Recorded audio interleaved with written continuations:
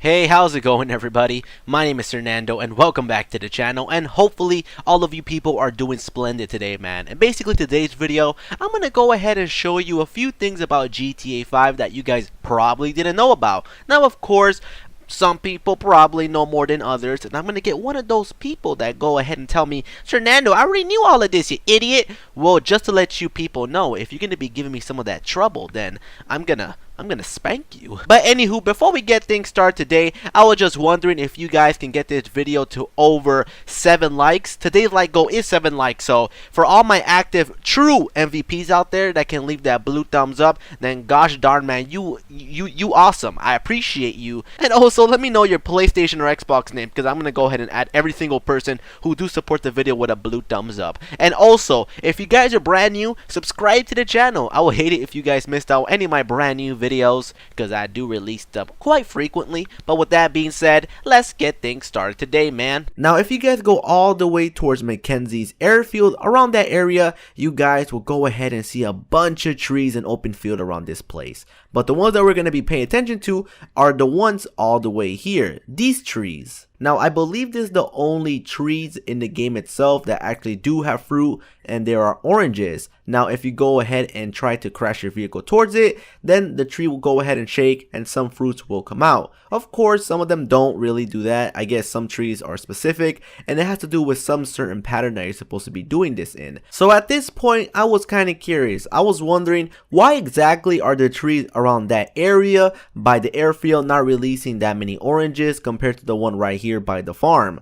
Now if you guys go ahead and try to crash your vehicle towards the trees, you will notice that more oranges are falling down. Now again, not all the oranges around this area right here will fall if you guys crash into the tree itself, but more of them do compared to the one that we just showcased.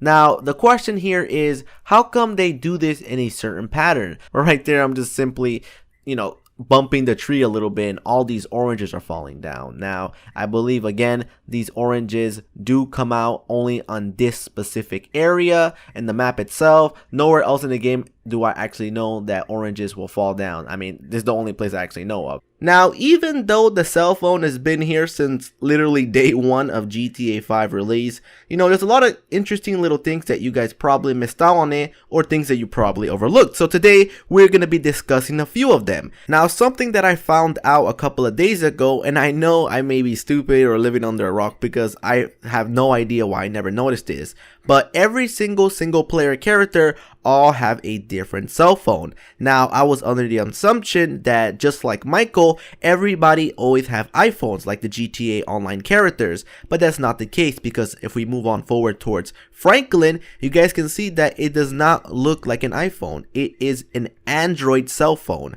which I thought was really cool. And then if we go ahead and move on forward towards Trevor, you guys can notice that the phone isn't an iPhone or an Android, but a Windows phone. And something else that I found interesting was the fact that Trevor's phone does have a crack on it, which does suit his lifestyle. You guys know that Trevor is crazy and he does get into a lot of fights, so I guess that little crack indicates that Trevor is the type of person to carry his phone around when he's taking a beating. Now another cool thing is the fact that if you guys go ahead and change your theme, not only does it change the color of the little options and icons around your cell phone, but it also changes the color of the phone itself. Now that is a pretty cool thing that I myself didn't notice, because I really don't touch single player that much. If you guys been playing GTA for quite some time and you roam around the streets, you're eventually going to get to some posters or some, writing in the wall telling you to call a specific number that leads towards, finding an animal or some type of service they provide, such as the ones that you guys see right here.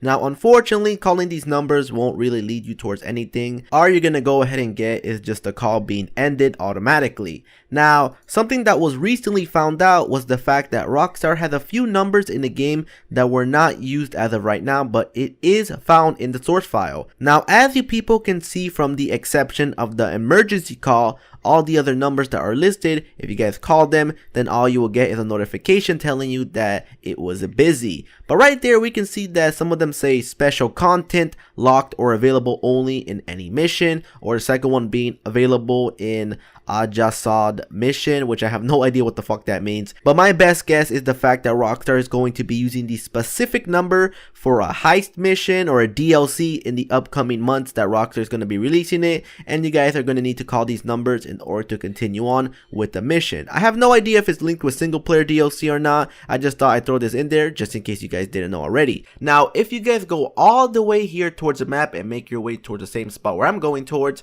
this is where all the mysterious and weird things start to happen. So of course you guys are going to need to ram your vehicle towards this fence, and here is the location. Now people, what I strongly recommend for you guys to do is try to go here at night, because if you do, then you will see all these weird patterns just circling around the place itself. And I know I'm not showcasing anything new. We already know that there's a UFO hovering over Fort Zancudo, nothing new, but we're going to be breaking down something that I found interesting in regards towards the UFO that's right above us. Now if you guys want to go ahead and visit here for yourself, you have to make sure that you guys come here at the exact time of 3 o'clock in the morning, as you people can see right there. If it doesn't spawn in for you, then make sure that you guys are at the set amount of time that I just showcased. Now, before we go ahead and talk about that building right there, I want to go ahead and focus on this little fuse box that's right here. Now, if you guys visit this area, you will notice that this thing sparks up non-stop, like 24 hours a day, 7 days a week. This will not stop sparking up, and I found it really interesting because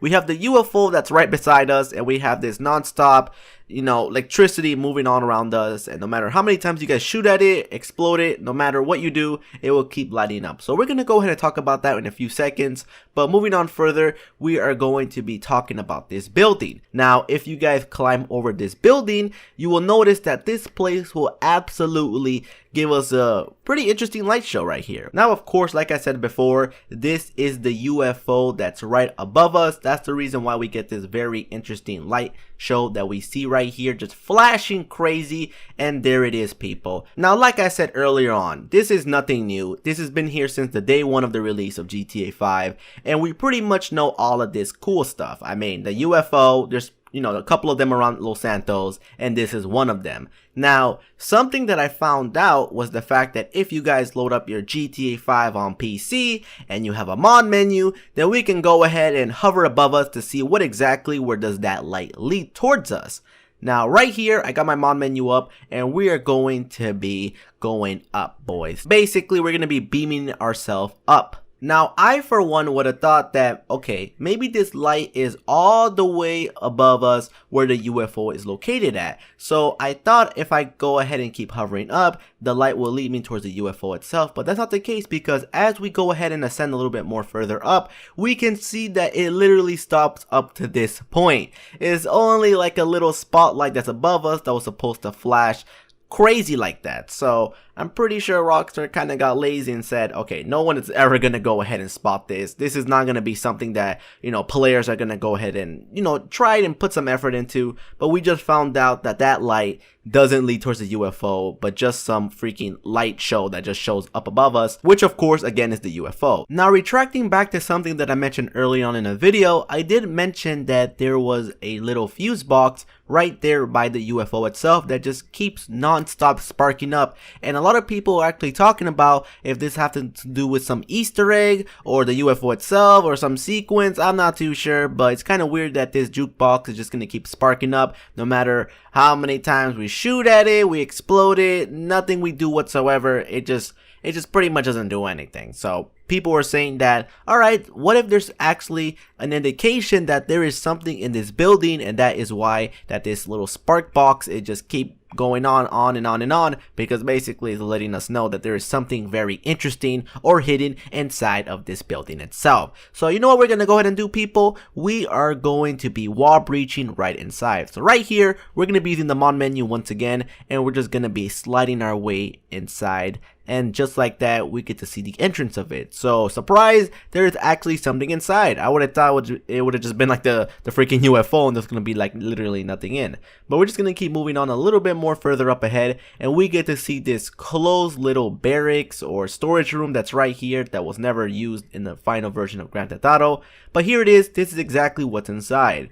Now, I did, go ahead and browse around and just flash things like crazy. I didn't really see anything interesting. No hidden Easter eggs or secret things that was inside here whatsoever. So I'm pretty sure that thing was just placed there for just aesthetic views or just appearance. I'm not too sure, but as of right now, I have no idea the reason why Rockstar has put that in the game itself. But that's pretty much it, people. That's all the information I got for you, and unfortunately this little barrack doesn't really have anything inside of it that I found interesting. But now that we covered all the UFO information and the barrack itself, that's all I got for you guys in today's video, and I really do hope that you guys enjoyed. If you can do me that small little favor and support the video with a blue thumbs up, I will fucking love you guys forever for it. And as well, subscribe to the channel if you guys are brand new. I would hate it if you missed out any of my brand new videos, and I'll see you guys later. Peace out, homies.